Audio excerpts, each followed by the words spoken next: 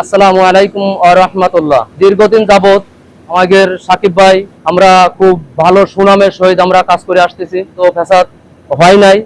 যদিও হয়ে থাকে, আমরা কাজের ক্ষেত্রে আমরা এখানে কারো পার্সোনাল কোনো স্বার্থের জন্য আমরা এখানে কারোর কোনো কথা বলি না।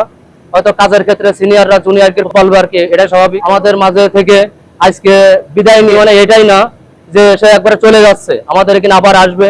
চাকরি ক্ষেত্রে আমাদের এই চিটাগং ডেনিম থেকে আমরা দীর্ঘ 7 বছর আমরা এখানে 4 জন, আমরা পুরানো 4 জন আছি। প্রায় 7 বছর হয়ে গেছে আমরা একসঙ্গে কাজ করতেছি। এর ভিতরে কথার ভিতরে কাজের ভিতরে অনেক ভুল ত্রুটি হয়ে থাকে এবং আমাদের মাঝে আমরা মিলেমিশে আছি। আবার যাতে পরবর্তীতে চলে যাওয়ার পরেও আমাদের সম্পর্কটা ভালো থাকে এবং এখানে চলে যাচ্ছে।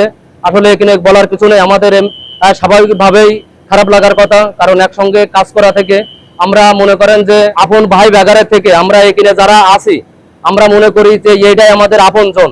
যে আমার একটা সমস্যা হলে আমার বাড়ি থেকে আমার ভাই আসবে না, আমার বাপ আসবে না, আসবে কারা আমার এখানে যে কলিগরা আছে এরাই কিন্তু আমাদের সহযোগিতা করবে, উপকার করবে, তাদের আমাদের লাগবে।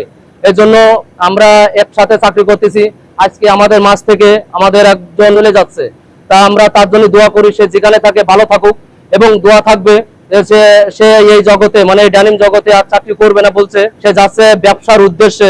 সবাই দোয়া করবেন, ভিডিওটা যারা দেখছেন সবাই দোয়া করবেন যাতে চাকরির উপরে কারো ভরসাশীল না হয়, ব্যবসা করতে যাচ্ছে। আমরা সবাই দোয়া করি যাতে ব্যবসায় সফল হয়। তো আমি সবার পক্ষ থেকে, আমার পক্ষ থেকে আমি ভাইয়ের কাছে এই মুহূর্তে দোয়া চাচ্ছি এবং ক্ষমা চাচ্ছি, যদি কোনো ভুল বিরতি হয়ে থাকে মাফ করে দেবেন।